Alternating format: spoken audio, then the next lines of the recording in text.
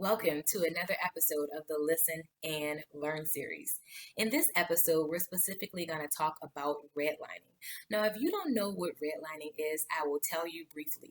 Redlining was the practice of preventing loans to be made to people who were trying to buy property in certain geographic areas. So, specifically, the map was designated by four known color coded areas. So, you had your red area, which was known to be the hazardous area. Banks were encouraged to not loan money to lenders in those areas. The problem with that is the red areas were traditionally areas that were known to be lower socioeconomic status areas or areas that were heavily occupied by minorities. So that's the red line area.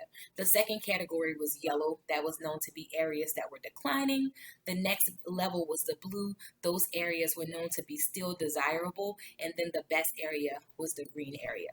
So why is that a problem? Why would redlining be a problem?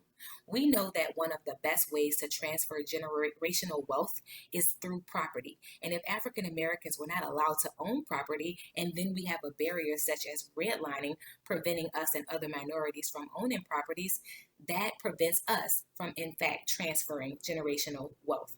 So these are still issues that are in play with us while redlining is not legal anymore. We know the Fair Housing Act of 1968 makes it illegal for you to discriminate in matters related to housing against people on the basis of their race, gender, color, origin, and some other things. The idea is, however, redlining and the impacts thereof are still felt. And so I'll say, for example, areas that were traditionally known to be the red line areas, property values in those areas are still known to be low. So then we also know that another concept is gentrification. The idea behind gentrification is you go into an area that typically may have been a red line area or not desirable. You renovate in that area, you improve in that area, but in essence, what it does is it pushes out the natives of that area who may not now be available or now be able to afford to remain in that area with the new higher prices. One other thing is restrictive covenants. The idea behind restrictive covenants was it was a covenant added within your deed that said what you would not do with the property should you decide to sell it. So the restrictive covenant might say in the event that you decide to sell the property, you cannot sell the property to African Americans or people of African descent or people of Asian descent. It was very specific in who the restrictive covenants would prevent you from being able to sell to.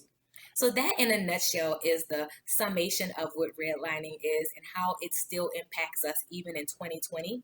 I would encourage you to look at the Jim Crow of the North documentary. It's an amazing PBS documentary that talks about the impact of redlining and restrictive covenants in Minneapolis. I will say Minneapolis is not the only place that have done it. But I'm going to put the link below to the Jim Crow of the North documentary, and I encourage you to watch it and just become educated about the impacts of redlining and how it prevented African Americans from getting loans. I will say we're in 2020, we're making progress, but there are still impacts from redlining. In the next video, I'm going to specifically talk about education.